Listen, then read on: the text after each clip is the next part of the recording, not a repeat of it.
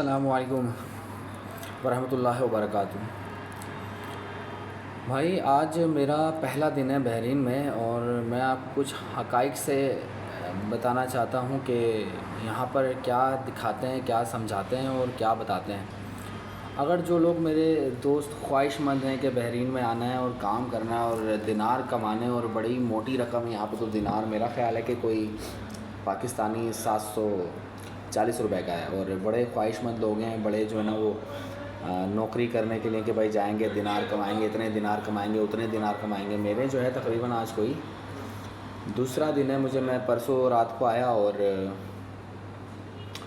रात क्या शाम हो रही थी, बस कुछ नहीं पता है, सलाम दुआ कराए किसी से और एक दिन गुजर गया। आज दूसरा दिन है माना जाए तो। आज जो है वो यहाँ के शाम के तकरीबन कोई 4:45 के आसपास का टाइम हो रहा है। तो 2-3 लोगों से, 6 लोगों से, 8 लोगों से यहाँ आता हूँ। ये एक होटल बना हुआ है, अच्छा सा मैं दिखाता हूँ, अभी इसका व्यू भी दिखाता हूँ। छोटा सा एक होटल बना हुआ है, पाकिस्तानी होटल है, और मैं यहाँ पर आता हूँ नाश्ता करने के लिए और दोपहर का खाना खाने के लिए यूसुफ भाई के पास। जिस बंदे के थ्रू मैं आया हूँ उसने मिलवा दिया था इनसे कि भाई ये जो भी खाना वगैरह खाएं इनका ज़रा देख लेना आप। तो मैं इनके पास आ जाता हूँ। भाई बहुत अच्छे आदमी हैं यार, ये भी बेचारे यहाँ काम के लिए आए हैं। भाई इनकी कुछ हक़ाइक़ हैं जो मैं आपको बताऊं।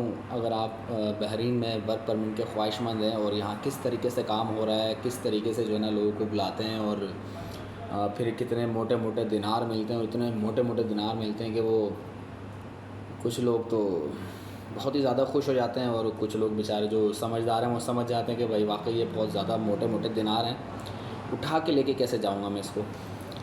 740 रुपये का एक दिनार है, पाकिस्तानी करेंसी में कन्वर्ट किया जाए तो। अब ज़रा सोचो कि यार अगर किसी की 500 दिनार तनख्वाह है तो किसे वज़न किस तरह उठाएगा यार, बहुत भारी बोझ नहीं है। थोड़ी देर पहले एक बंदा है, जब मैं परसों यहाँ पर आया था नया नया, तो वो बंदा बैठा हुआ था, और कल भी मैं आया तो भी वो बैठा हुआ था। इत्तेफाक से भी थोड़ी देर पहले मैं फिर आया यहाँ यूसुफ भाई से सलाम दुआ करने के लिए, तो फिर वो यहीं बैठा हुआ था। तो को पाई सलाम दुआ करने लगा, पाई की हालत थे। अच्छा, पंजाबियों का और बंगालियों का जो बड़ा हिसाब है, आप किसी भी होटल में जाएं, कहीं पे भी जाएं, आपको पंजाबी या बंगाली तो मिल ही जाएगा। मैं भी सोच रहा था कि वीडियो जो है वो बनाऊं, पंजाबी लैंग्वेज में बनाऊं, आती जितनी आती उतनी में बनाऊं। तो फिर मैंने सोचा कि नहीं यार, पहली वीडियो है इसे तो उर्दू में बनाना चाहिए। तो भाई मुझे मिला, अभी फिर मुझे टकरा, जैसे 2 दिन से टकरा रहा ना, अभी फिर मुझे टकराएगा। मैं उससे कहूँगा कि यार तुम 8 महीने हो गए तुम्हें यहाँ पर, तो कह रहा था मुझे कि यार भाई की हाल है। मैं भाई अलहमदुलिल्लाह मैं ठीक हाँ जी, तुम सुना।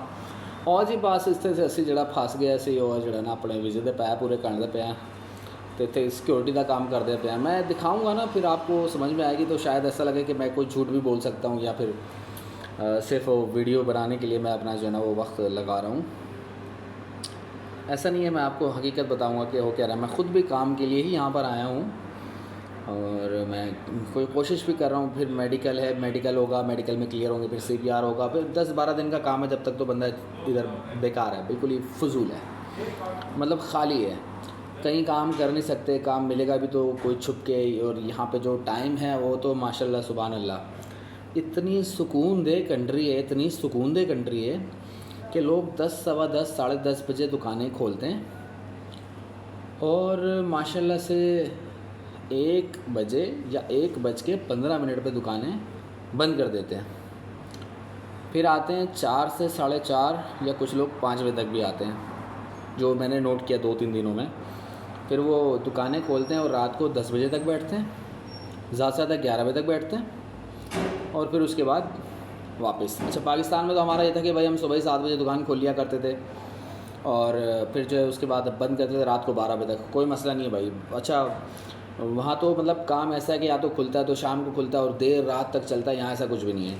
10, साढ़े 10 बजे दुकान खुल जाती है, फिर 1 बजे चले जाते हैं, फिर 4, साढ़े 4 बजे आते हैं आराम से, 10, साढ़े 10 बजे फिर चले जाते हैं। इनका कुछ टाइम का शेड्यूल बिल्कुल अलग ही है ना। तो मुझे लगता है कि इनका जो हिसाब है वो बड़ा सुकून वाला हिसाब है यार। और अच्छा, यहाँ पे जो बेसिक तनख्वाह है इसके बारे में भी मैं बता दूँ, फिर मैं मिलवाऊँगा 2-4 लोगों से, जिन लोगों से मेरी जो है ना वो बात है, या जो बेचारे अच्छे हैं, आते जाते टकरा जाते हैं। पंजाबी हैं, पंजाबी में कहेंगे, अगर किसी को समझ में ना आए तो उर्दू में मैं कन्वर्ट कर दूँगा, नहीं तो पंजाबी भी इतनी आसान सी लैंग्वेज है, पता चल जाती है, आराम से समझ में आ जाती है। भाई यहाँ पे जो मैंने नोट किया है या जो मैंने पूछा है 1-2 दिनों में, वो यहाँ पर ऐसा है कि जो दुकान का रेंट है वो कम से कम भी, जो सिंगल दुकान है ऐसे ऊपर एक 2 छतरी टाइप की बनी होती है, वहाँ बंदा कुछ भी मतलब लेट जाए, रख ले, कुछ भी कर सकता है। बाथरूम में तो दुकान में ऐसी सिंपल सी दुकान होती है, किसी में हो भी तो मुझे नहीं पता, मैं तो अभी जिन दुकानों में गया हूँ वहाँ तो मुझे नहीं मिला ना। 150 दिनार तक जो है वो दुकान का रेंट है, और तकरीबन कोई 10-12 दिनार बिजली का बिल का हिसाब किताब यूँ पकड़ लो कि आप 170 दिनार जो है वो खर्चा एक दुकान का है। दुकान पे काम हो या ना हो, कुछ भी हो या ना हो, बस देने ही देने हैं वो ना। अच्छा, इसके अलावा यहाँ पर एक और चक्कर भी है, वो है अरबाब का चक्कर। दुकान आपको डायरेक्ट तो मिल नहीं सकती, उसके लिए कोई यहाँ का बंदा होना ज़रूरी है, वो भी खर्चा पानी लेता है भाई, ऐसे नहीं छोड़ते। आप मान लो कि दुकान का ख़र्चा मेरे हिसाब से 180, 90, 200 दिनार का है, उसमें काम हो या ना हो ये आपको भरने हैं। लेबर की तनख्वाह 100 दिनार है और दुकान का किराया 200 दिनार, तकरीबन 200 दिनार एवरेज पड़ रहा है। अब समझ में बात नहीं आ रही यार कि बंदा कमाएगा क्या और इनको देगा क्या। और वहाँ पे तो बैठे बैठे बड़ी बड़ी बातें कर रहे होते हैं कि जो ना दिनार है 740 रुपये का दिनार है, तुम्हारी तनख्वाह कम से कम भी 240 दिनार लगेगी। भाई अगर 240 दिनार लगनी तो फिर क्या बात है यार, ऐसे तो नहीं रो रहे बेचारे यहाँ पे लोग जो 8-8 महीने से 10-10 महीने से लगे हुए कि भाई जी, वो मुझे बता रहा था, अभी मैंने उसका नाम नहीं पूछा, कि भाई जी मैं तो 8 महीने तो उत्ते ख्वार हो रहा सी, तो जड़ा ना वो बस 4 महीने बाकी रह गए नहीं, और मैं पूरे करना तो वीज़े के पैसे मेरे पूरे हो जाने, मैं वापस फिर उत्थे चले जाना। मुझे समझ में ये नहीं आ रहा यार कि वो 4.5-5-6 लाख रुपए लगा कर यहाँ पर आया, फिर उसके बाद जो है ना उसने काम किया सिक्योरिटी में, और उसकी जो है ना 100 दिनार उसको मिल रहे हैं बेचारे को। 100 दिनार के लगाओ तो 740, ये बात कोई भी नहीं बताएगा, इस बात को आप नोट करें। 740 दिनार, अगर एक दिनार पाकिस्तानी 740 रुपये बन रहे हैं ना, तो यहाँ से वहाँ भेजने में कुछ टैक्सेस भी कटता है। आप इसे 720 दिनार तस्वुर करें, 20 रुपये टैक्स छोड़ दें आप। और एक बेवकूफ़ी और बताऊँ इसे भी ध्यान में रखें। वहाँ से कोई जब आपको यहाँ बुला रहा होता है ना, तो कहता है कि तुसी हिसाब ला लो दिनार का की हिसाब है। फ़र्ज़ करो पंजाबी मिल गया तो ला लो तुझे की हिसाब है दिनार का। आप फटाफट मोबाइल निकालोगे, अपना गूगल करोगे, भाई इसको जो है ट्रांसलेट करता हूँ मैं, 740 दिनार। उसने कहा भाई आपको मैं मतलब मान लो कि 800 दिनार में बुला रहा हूँ 1 साल के लिए। आप कन्वर्ट करोगे कि यार ये तो 5.5 लाख बन गए, ठीक है। आपको बोलेगा भाई आप मुझे ना 2.5 लाख रुपए में अकाउंट नंबर दे रहा हूँ, उसमें डाल दो। आप थोड़ा सा ज़रा दिमाग लगाना, आपने 2.5 लाख डाल दिए, उसके बाद आप इंतज़ार करें 1 महीने तक। बोलेगा मेडिकल कराओ, ये कराओ, वो कराओ, हो गया, सब कुछ क्लियर हो गया। उसके बाद आप इंतज़ार करें 1-1.5 महीने तक ना। उसके बाद इसका वीज़ा प्रोसेस में आएगा, फिर ये बोलेगा कि भाई आपका वीज़ा जो है वो पैसों के लिए रुका हुआ है, अब आप जो है वो बाकी की रकम जो है ना वो डालें, तो फिर उसके बाद जो है ना मैं यहाँ से क्लियर करूँ पेमेंट। वेटिंग फॉर पेमेंट के लिए होता है, वो मैं करूँ तो फिर आगे आपकी बात बने और आपका वीज़ा निकल के आया बाहर। फिर जब वो आपको मैसेज करेगा कि आप इस अकाउंट नंबर में इतने पैसे भेज दो, आप हिसाब लगाओ कि यार ये क्या बात कर दिया आपने, तो 25,000 रुपये ऊपर ले रहे हो आप, तो बोलेगा और नहीं पाई गल है कि 740 रुपये का दिनार है, तो 30 रुपये उत्थे के पैसे इत्थे कन्वर्ट करने वास्ते 30 रुपये उनके चार्ज होने सी। अब वो आपने 740 का नहीं लगाना, 770 रुपये का लगाना है। ये कोई नहीं बताएगा। इससे मतलब इतने क्या बोलूँ यार, कराची में तो बड़े अल्फाज थे बोलने के लिए उर्दू में, और पंजाबी में की कहते हैं कि चवला मार देना, चवला मार देना। इतनी बेवकूफ़ी ने चवला मार देना कि 770 रुपये नहीं दसते पहले कि भाई अगर 770 का पड़ेगा तो उससे बताओ कि भाई 740 का दिनार है, आप वहाँ से पैसे यहाँ कन्वर्ट करके हम मंगाएंगे तो 770 का पड़ेगा। अब इतनी तो कोई बेवकूफ़ आदमी भी समझता है बात को यार, कि वहाँ का पैसा वहीं खर्च करेगा और यहाँ का पैसा यहाँ खर्च करेगा। वो बेवकूफ़ आदमी जो वहाँ से पैसा यहाँ मंगाएगा और यहाँ का पैसा पाकिस्तान भेजेगा।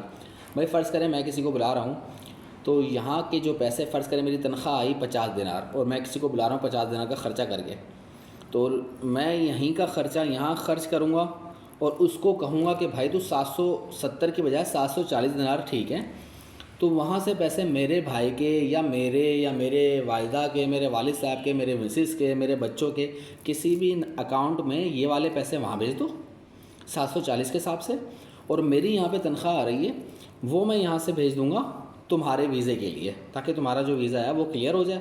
तो इस तरीके से उसके भी 30 रुपये एक्स्ट्रा नहीं लगेंगे, और मैं जो यहाँ से पैसे पाकिस्तान भेजता हूँ तो उसके जो बीच में टैक्स होता है वो भी नहीं लगेगा। मगर ये तो एक गधे बताते ही नहीं है यार, असल बात ये बताते ही नहीं है कि चक्कर क्या है। चक्कर 730 के हिसाब से 20-25 हज़ार रुपये वहाँ से मारने हैं, वो किस लिए कि जिसके अकाउंट में पैसे डलवा रहे हैं वो इनके घर तक पैसा पहुँचाएगा, तो 20-25 हज़ार के उसके भी मज़ा आने चाहिए। एक तो पहले बेचारे की खस्ता हालत है पाकिस्तान में, अगर वो काम धंधे का होता तो बेवकूफ़ यहाँ आता, वो वहीं नहीं लगा रहता।